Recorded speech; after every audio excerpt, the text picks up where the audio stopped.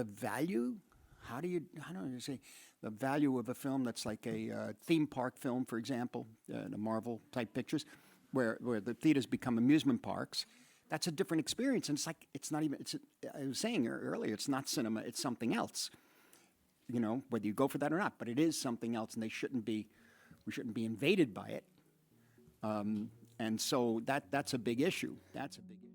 What Martin Scorsese is alluding to here is an old discussion within film theory about the divide between the collaborative studio and the independent director. During the peak of Hollywood's golden age, the studios, such as Paramount or Warner Brothers, would hold almost complete creative control over the films they produced. This allowed only proven directors like Alfred Hitchcock, Charlie Chaplin, and John Ford to have creative control, while new and upcoming directors were used as cogs in the machine of Hollywood. While the Hollywood Golden Age has ended, big studios like Marvel Studios, owned by Walt Disney, still maintain the creative control over their films, while individual directors or writers are not valued. These theme park movies have hundreds of people working on them, and the idea of crediting a single creator is impossible. To Scorsese, this is not even cinema. In his New York Times op-ed, Scorsese says that true cinema is that which takes risks and is under complete creative control of an independent, original viewpoint. When considering film, then, who is the author? Is it even possible for there to be a single author in control of a film when there can be hundreds behind the camera? Is the author the director or the studio? Well, it gets complicated. Andrew Sarris brought the idea of auteur theory to the United States from the French film critics.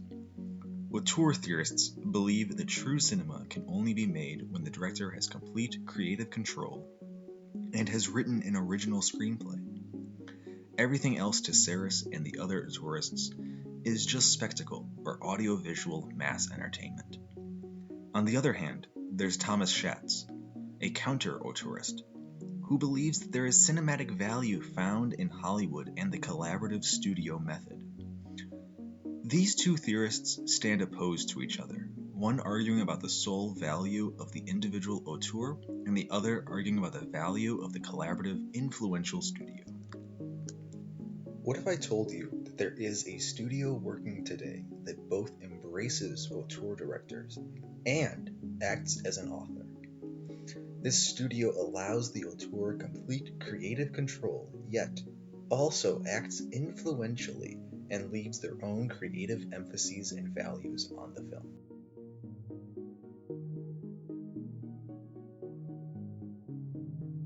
A24 is a film studio and distributor that acts as an auteur enabler and as part of the author function. They act as an auteur enabler by producing an auteur's films and providing the technical skills and capital required to see out the auteur's vision. When Barry Jenkins worked with A24 to direct Moonlight, the 2017 Academy Award winner, he expected to struggle and fight with the studio. But the founders of A24 instead created a welcoming workplace that allowed Jenkins to have the creative freedoms to see his vision through. At an individual level, A24 allows their directors, often first-time or relatively unknown directors, complete creative control, giving the auteur the ability to put their very own soul within their film. A24 also acts as an author function, another auteur on the same movies, because when you look at A24's filmography, there's a clear set of technical and stylistic choices that highlight the soul of the studio.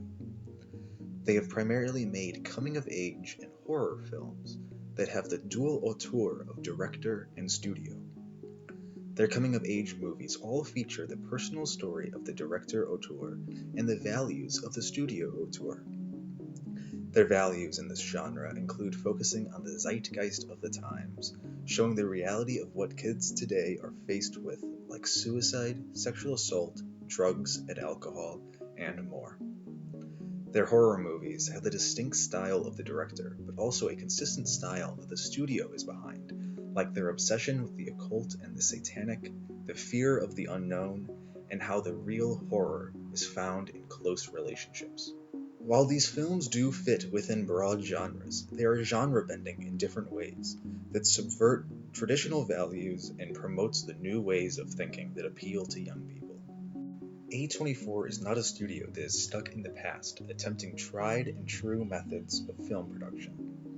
They have taken risks and have acted as both auteur enablers and an auteur themselves. A24 has shed the limitations of historical Hollywood and film theory to create something new, original, and of the zeitgeist of the 21st century.